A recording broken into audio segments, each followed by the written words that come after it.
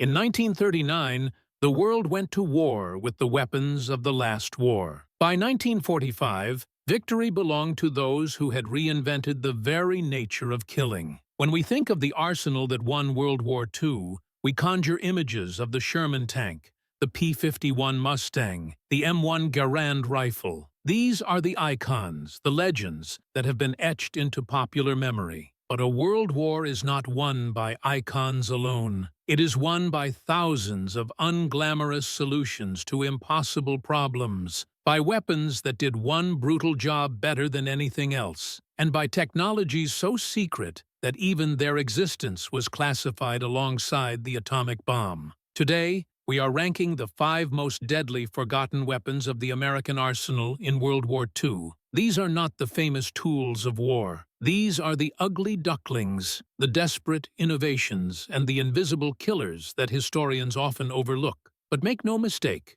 these weapons were shockingly effective at what they did, and their impact on the outcome of the war was profound. To rank these unsung heroes, we are judging them on 3 criteria. First, how forgotten are they compared to the household names? Second, how surprisingly deadly were they in their specific role? And third, what unique capability did they provide that fundamentally changed the battlefield in ways the enemy could not counter? Before we begin our countdown, we must acknowledge 2 weapons that just missed the list. The Hedgehog anti-submarine mortar deserves recognition. Unlike depth charges that were dropped behind a destroyer and deafened its sonar with their explosion, the Hedgehog fired a pattern of 24 small contact-fused bombs ahead of the ship. They only detonated on direct impact with the submarine's hull. A single explosion meant a confirmed kill. It was a brutally efficient U-boat killer that turned the tide of the Atlantic.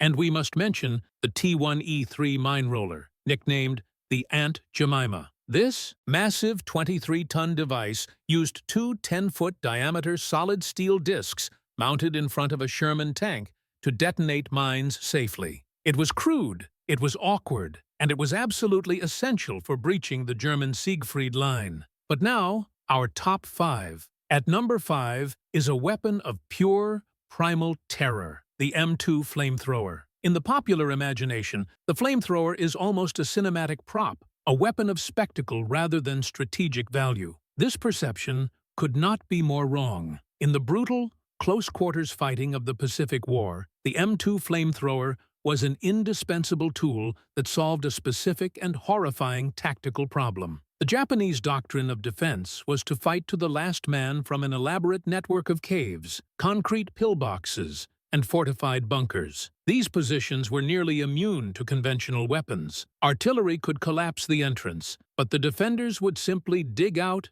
and resume firing. Infantry assaults resulted in catastrophic casualties. The flamethrower changed everything. The M2 was a backpack system that weighed 70 pounds when fully loaded with jellied gasoline. It could project a stream of burning napalm up to 40 yards, though effective combat range was closer to 20 to 30 yards. The weapon killed in multiple ways. The flame itself could reach temperatures of 2,000 degrees Fahrenheit. But even more lethal was its ability to consume all the oxygen inside an enclosed space. A burst into a bunker's firing slit would suffocate everyone inside within seconds. The psychological impact was immense. Japanese soldiers who would charge American machine gun positions in suicidal banzai attacks, who would hold their ground against tanks and artillery, would break and run at the mere sight of flamethrower teams advancing. The terror was so profound that flamethrower operators became priority targets. Their life expectancy in combat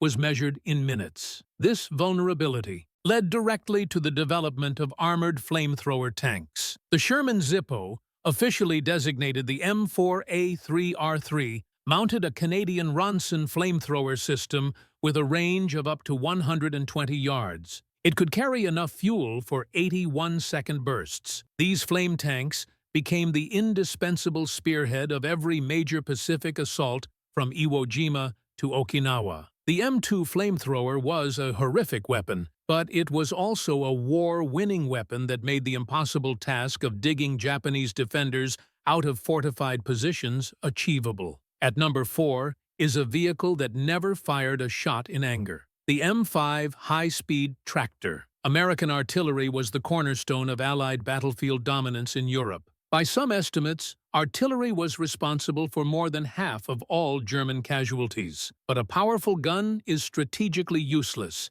if it cannot reach the battlefield or if it can be easily destroyed by counter-battery fire. The M5 tractor was the unsung hero that made American artillery both mobile and survivable. While the German army still relied heavily on horses to move its guns, resulting in slow, vulnerable columns that could barely navigate off-road terrain, the American army was fully mechanized. The M5 was built on the proven chassis of the Stuart light tank. It could tow weapons weighing up to 40,000 pounds, including the massive 155mm long tom cannon, through mud, snow, sand, and terrain that would stop any wheeled vehicle. This mobility enabled a revolutionary tactical doctrine. American artillery batteries could fire a devastating barrage and then immediately displace to a new position before German counter-battery radar could calculate their location and return fire. This shoot-and-scoot tactic made American guns nearly impossible to suppress. For German infantry trying to hold a defensive position, it was a nightmare. Artillery fire could come from any direction, at any time,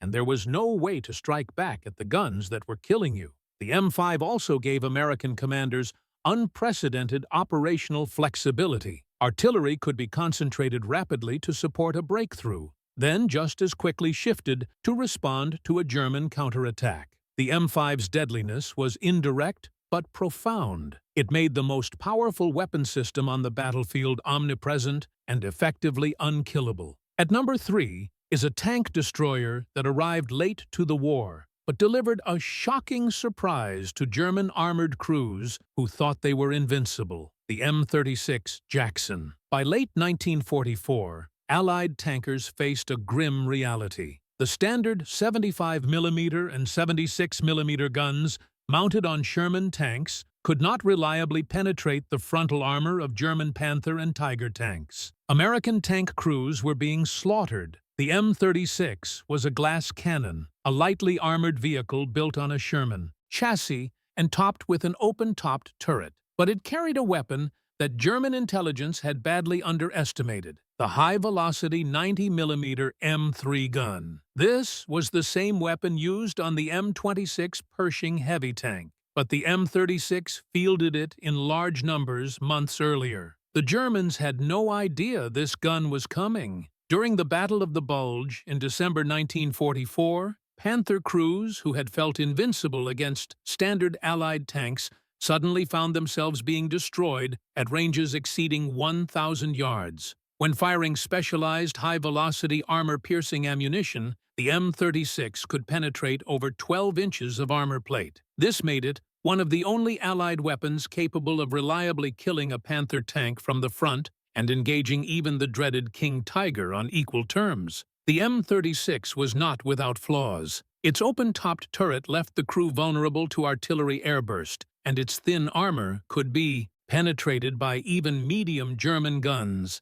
But its surprising deadliness was in completely nullifying the German armor advantage at the most critical moment of the war. For the first time, American tank destroyers could meet German heavy armor on equal terms. At number 2 is a vehicle that saved an entire invasion from catastrophic failure: the landing vehicle, tracked, or LVT. The Higgins boat is rightly famous for storming the beaches of Normandy. But in the Central Pacific, the beaches themselves were the obstacle, and the Higgins boat could not overcome them. The LVT was originally designed as a civilian rescue vehicle for the Florida Everglades by a man named Donald Roebling. It was a true amphibian, capable of swimming through water and then crawling across land on its tracks. The Marine Corps saw its potential and ordered it into production, though initially with almost no armor and no weapons. The LVT's moment of glory came at the Battle of Tarawa in November 1943. Marine planners made a catastrophic miscalculation about the tides. The Higgins boats ran aground on a coral reef hundreds of yards from shore. Marines had to wade through chest-deep water while Japanese machine guns cut them down in waves. It was a slaughter. The only vehicles that made it to shore were the LVTs. They could crawl directly over the reef, carry troops across the lagoon, and deposit them on the beach. The LVTs, crude and unarmored as they were, saved the invasion from complete disaster. This success led to rapid evolution. The LVT-A4 was essentially a light tank that could swim. It mounted a 75mm howitzer in a fully rotating turret and had enough armor to resist small arms fire. These armored alligators became the indispensable assault vehicles of every subsequent Pacific Island landing. They were the swimming tanks that made the brutal reef-bound island-hopping campaign possible. Without the LVT, the entire Pacific strategy would have collapsed. At Tarawa. And at number 1, the ultimate forgotten weapon. A technology so secret that its very existence was guarded as closely as the Manhattan Project, and so revolutionary that it fundamentally changed the nature of air defense and artillery. The variable time proximity fuse, also called the fuse. Before the proximity fuse, shooting down an aircraft with an artillery shell was a matter of extraordinarily complex mathematical calculation, perfect timing, and a great deal of luck. The shell had to detonate at precisely the right moment as the aircraft passed through that exact point in space. Hit rates were abysmal. During the early years of the war, it could take thousands of anti-aircraft shells to down a single enemy plane. The proximity fuse was a miniature radio transceiver embedded in the nose of an artillery shell. It continuously broadcast a radio signal and measured the returning echo. When the shell came within approximately 70 feet of a solid object, the fuse detonated the warhead automatically. The engineering challenge was staggering. The components had to be miniaturized to fit inside a shell, ruggedized to withstand the 20,000 G-forces of being fired from a cannon, and manufactured cheaply enough for mass production. It required inventing entirely new miniature vacuum tube designs. It was a miracle of 1940s technology. The effect on the battlefield was devastating. Against Japanese kamikaze aircraft in the Pacific, the 5-inch naval guns equipped with proximity fuses tripled their kill rate. During the V-1 flying bomb attacks on London in 1944, British anti-aircraft batteries equipped with American proximity-fused shells went from destroying 24% of incoming bombs to 79% within weeks. The fuse was so secret that it was initially banned from use over land, for fear that an unexploded shell would fall into enemy hands. But during the desperate fighting of the Battle of the Bulge, that restriction was finally lifted. German soldiers encountered a weapon of pure nightmare. Artillery shells exploding in air bursts directly above their foxholes and trenches, raining down steel fragments from which there was no cover and no defense. It was unlike anything they had experienced. Entire German formations broke under the onslaught. The proximity fuse was a secret, invisible, and shockingly deadly weapon that changed warfare forever. It made air defense effective for the first time in history and transformed artillery into a weapon that could kill soldiers even in prepared defensive positions. The flamethrower that burned Japanese defenders from their caves. The tractor that made American artillery unstoppable. The Jackson that shattered German armor superiority. The LVT that crawled over the reefs of the Pacific.